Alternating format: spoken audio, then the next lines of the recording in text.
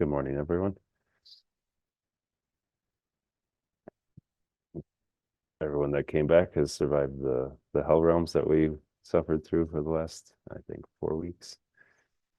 So now we can look at refuge, taking refuge in the Buddha Dharma Sangha this week and next few weeks. And maybe just a reminder for everyone that the meditations that I'm following are the Essential Nectar, the Meditations on the Buddhist Path by Geshe Upton. So if you like them, then I recommend the book. Makes it pretty concise and easy to follow.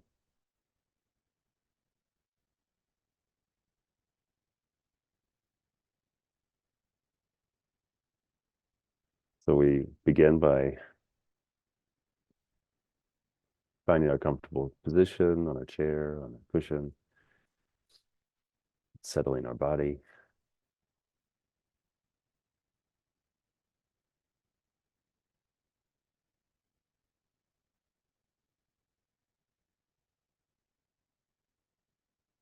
And we can just do a body scan. So we can scan our body. We'll go from the top of our head all the way down to our feet. And just checking our posture, the alignment of our back as straight as possible. And mainly looking at releasing any tension. So relaxing the skull, the muscles in the skull and the head, the eyes, the nose,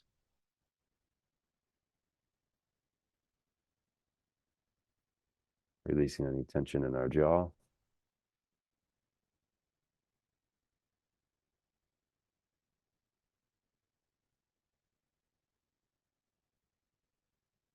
And then our neck and our shoulders.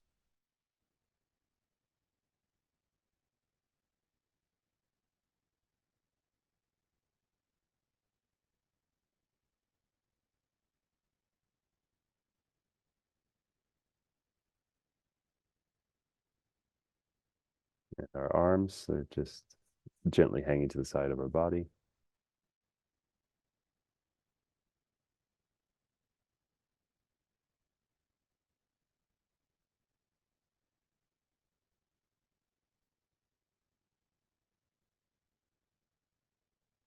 And trying to release any stress or tension in the back,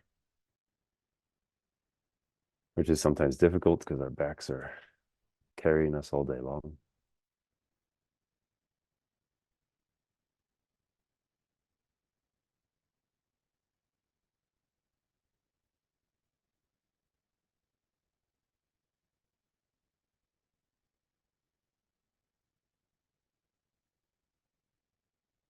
And then all the way down to our hips, or our sitting bones that are sitting in the cushion or chair.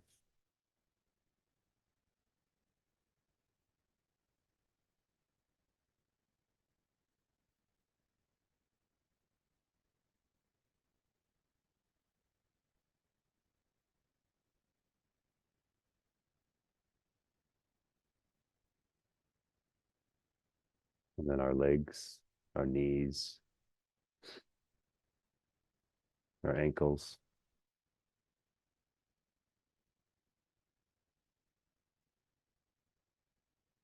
And our feet that are home to so many of those tiny little bones.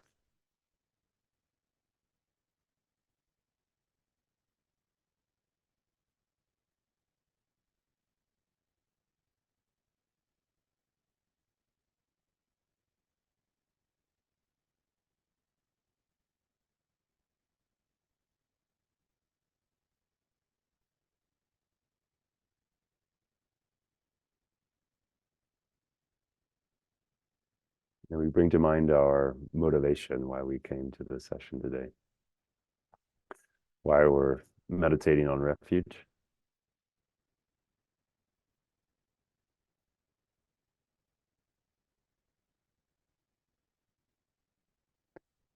And refuge is one of those fundamental premises in Buddhism that we have to contemplate. It doesn't come automatically for most of us.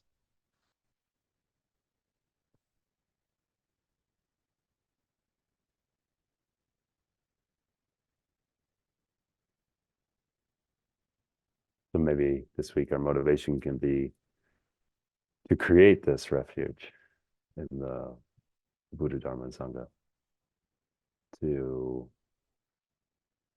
shift the refuge from just the verbal recitation to a conviction in our heart.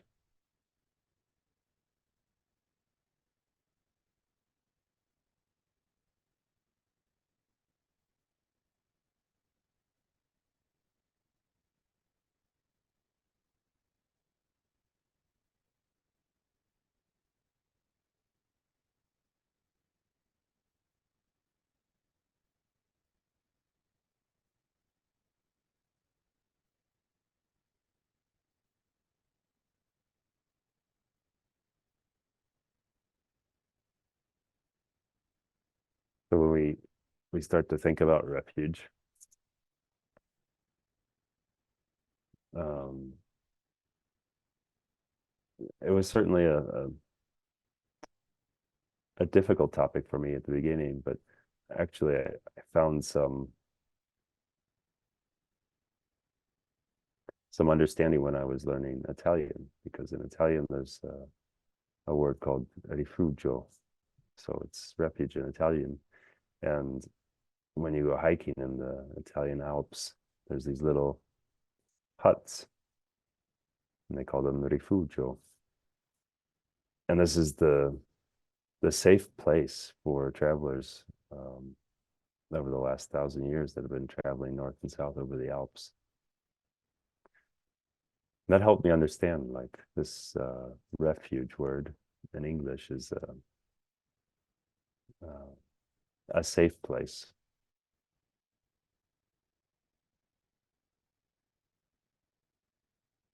A place where there's no harm.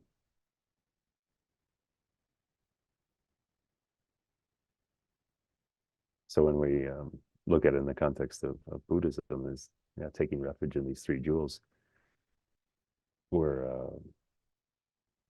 guarding ourselves from harm.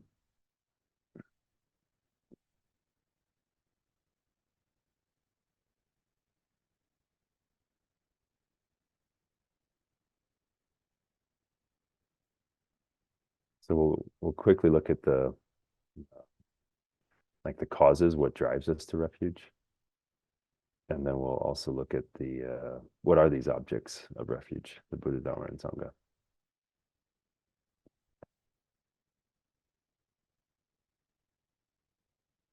So when we think about these causes, and um,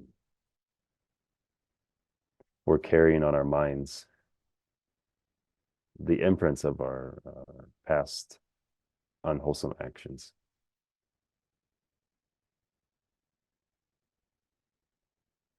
And these unwholesome actions, they're going to lead to future suffering, or future rebirth in lower realms.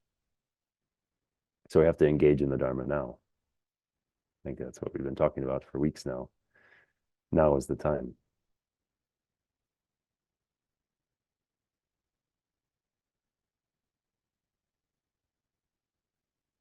And maybe we can think about it like, if we perform these unwholesome actions and we have masses of people that are praying for us not to go into hell realms, their prayers might diminish the suffering slightly, but we still have to experience that karma.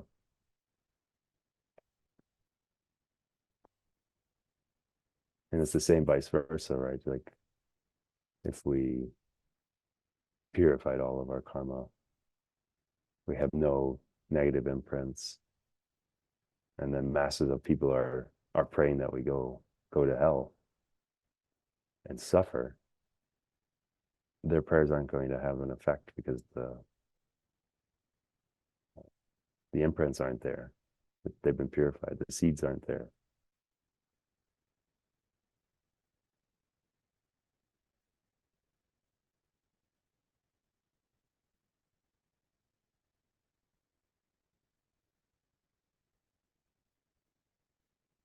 So the first step in eliminating these karmic traces is that we have to recognize um, we have to recognize that the past actions were mistaken.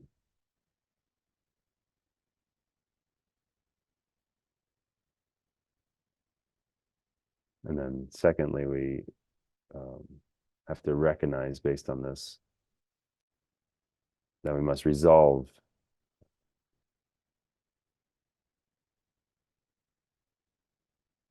we have to resolve these and not be seduced by the habit of repeating these actions.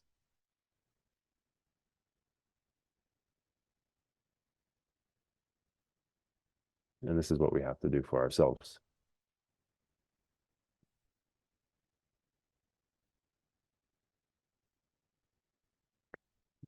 And then by going from refuge to the three jewels,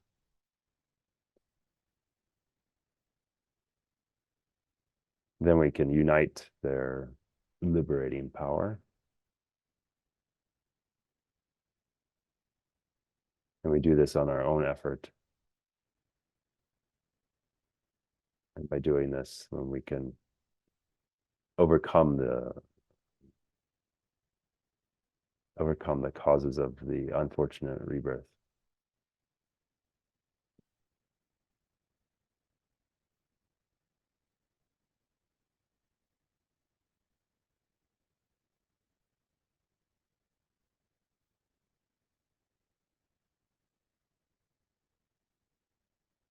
So it's the same as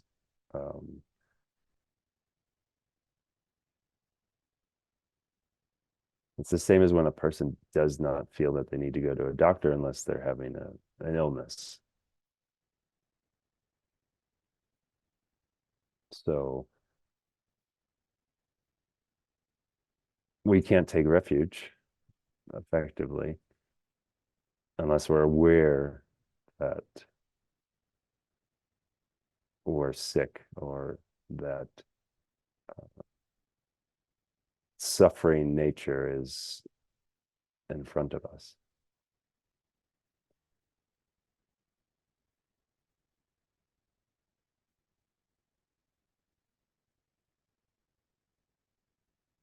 So one has to think about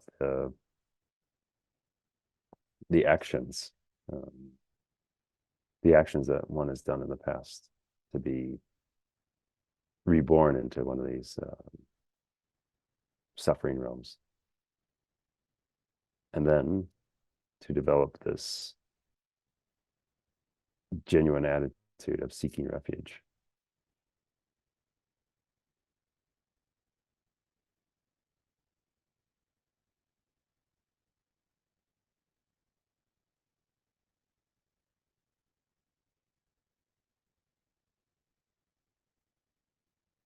So what are these objects that we're seeking refuge?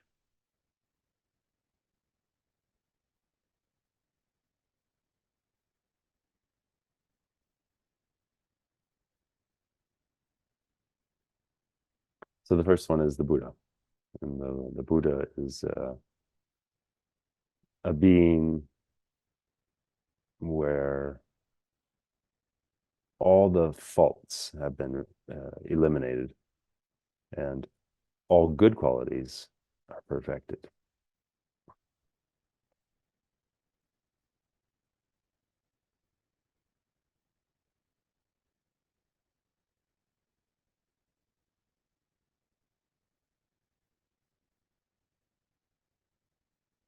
So such a being is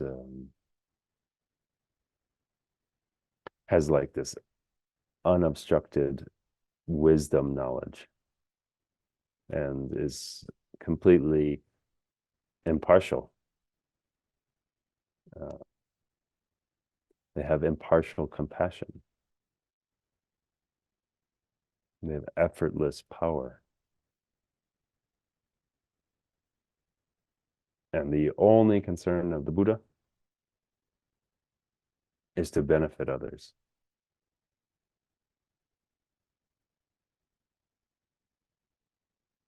So the Buddha's only purpose is to serve as a refuge.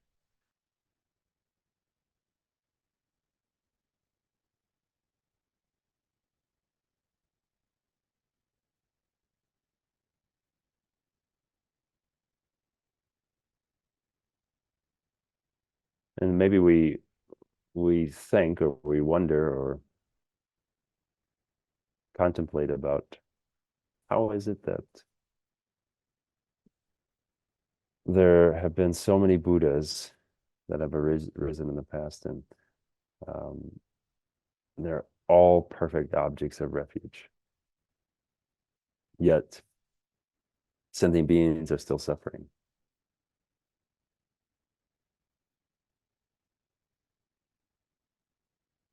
Why have those Buddhas not liberated us? In fact, the Buddha always wishes to help.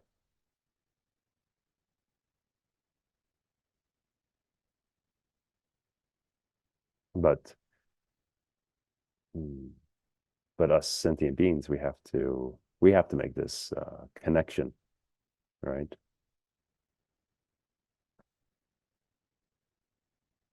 So it's like the sun shining, and the sun shines everywhere. It's very bright and luminous. But the sun can only shine if it's allowed to come in, right? So if we have all the doors and the windows and the shades and shutters, everything closed in our house, then there's no light inside. But it's not a failure of the sun's light. It's a blockage of the house. The house blocks the light of the sun out.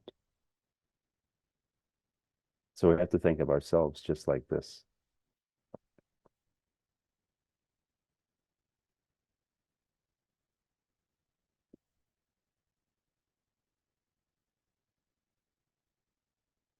So in relation to the Buddha, we have to think of ourselves as a sick person seeking treatment from a doctor.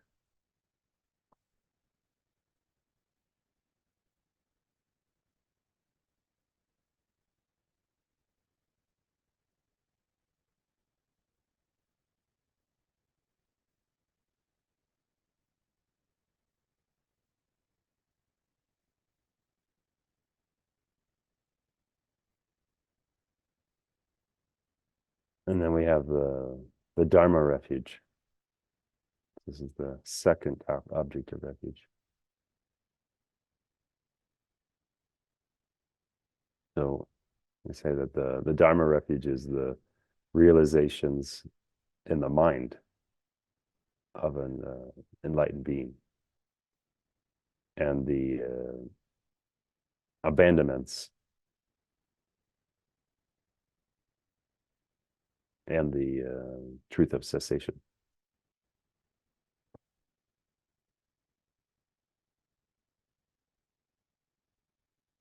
So mm, these are the actual liberating refuge.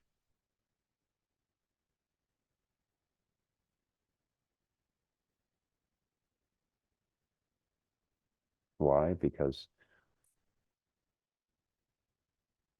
when we can abandon our delusions and realize this truth of cessation, then we're liberated.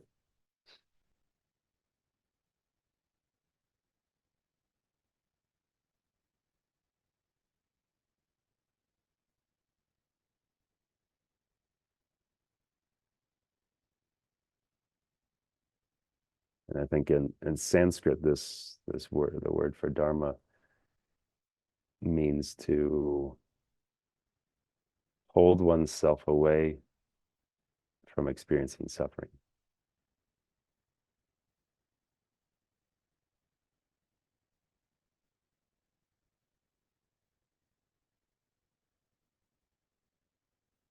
So we can equate the dharma as the medicine or the treatment that's prescribed by Dr. Buddha.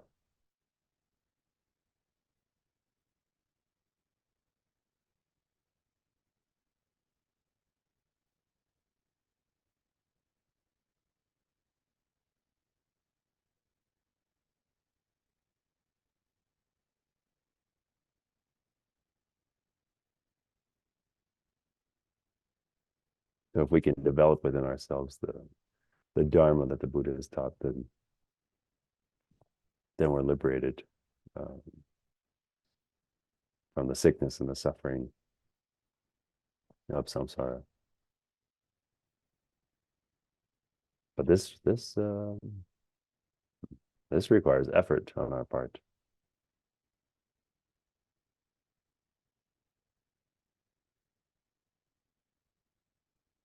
If we think about a patient that's ill, then they have to be cured. You know, they have to sleep,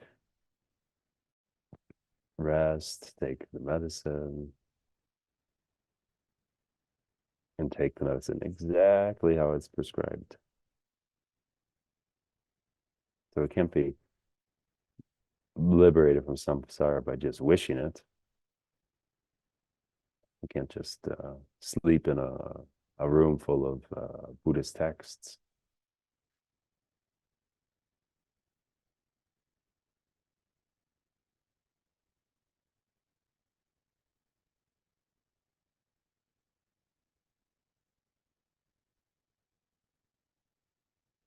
So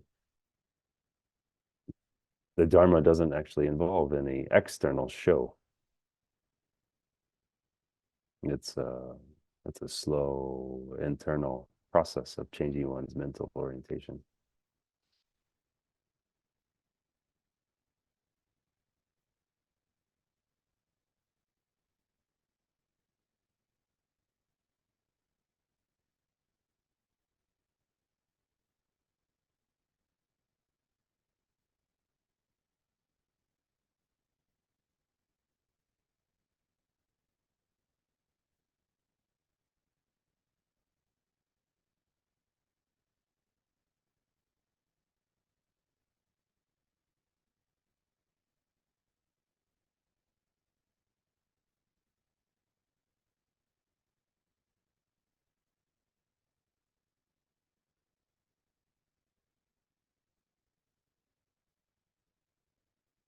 And then we have the third object of refuge, which is the Sangha. Refuge in the Sangha.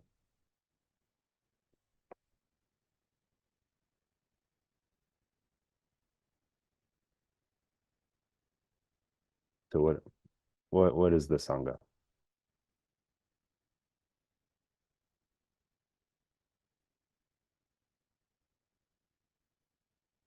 So according to the um, ancient scriptures, the Sangha are all the beings who have uh, become an Arya by practicing the Buddhist path.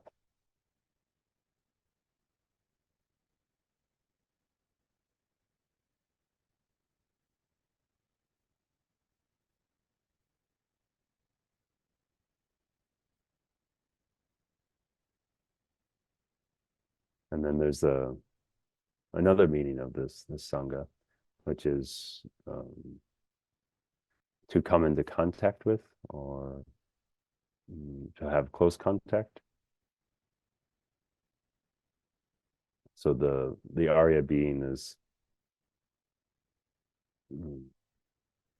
besides having this direct understanding of the ultimate nature, um, the Arya is also able to abandon in succession, like layer after layer, all of the faults and the obscurations of the mind.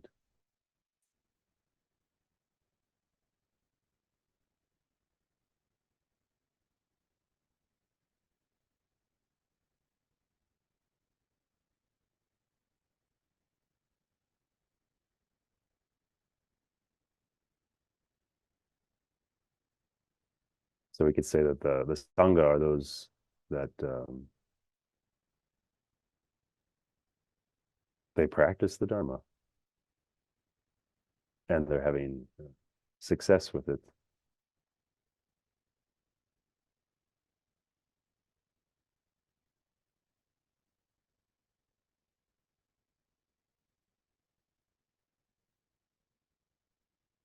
You can also say that the Sangha are becoming inseparable from the Dharma.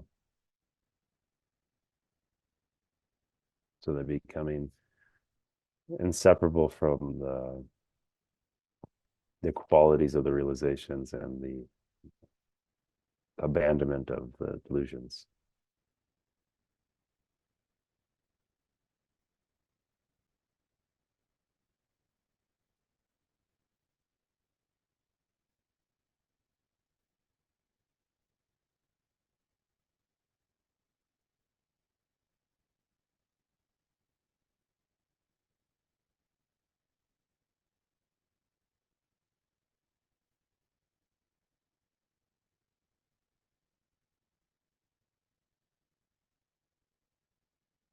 So these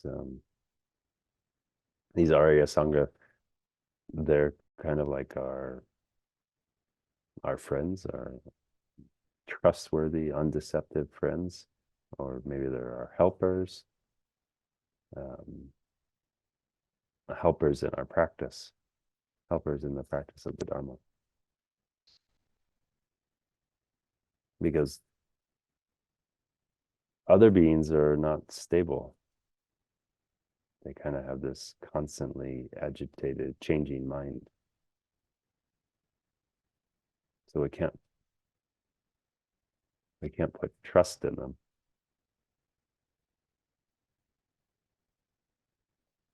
And if we do put trust in those unstable minds, then we're most likely to degenerate.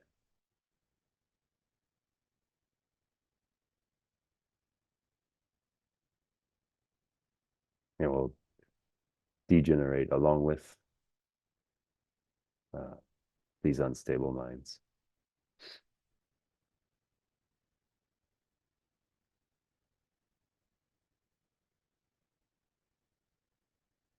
So since we're not ready, we need to distance ourselves from such people, from such beings. And then we need to seek out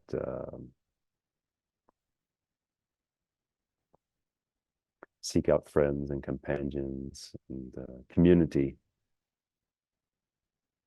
that is similar to this Arya Sangha, because that'll be conducive to our development, to our practice.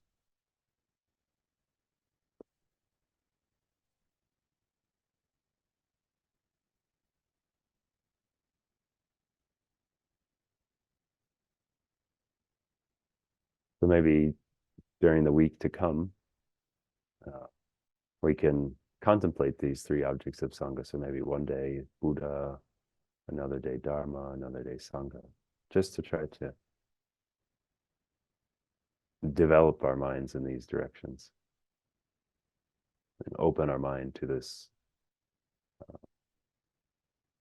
these three levels of refuge, these three objects of refuge.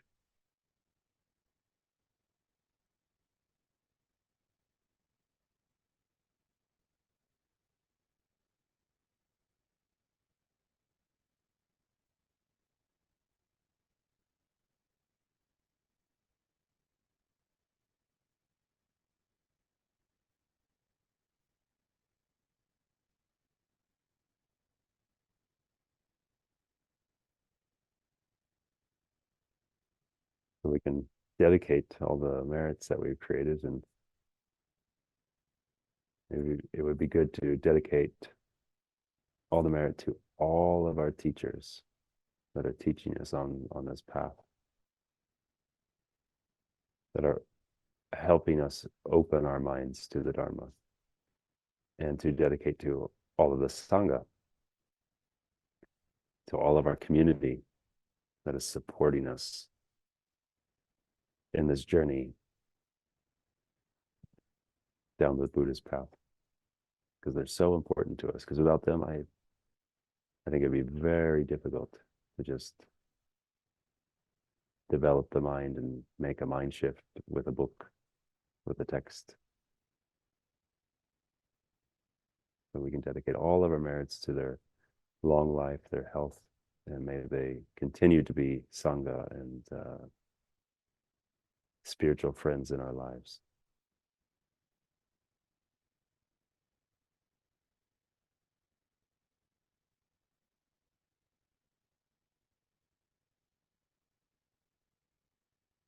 Thank you.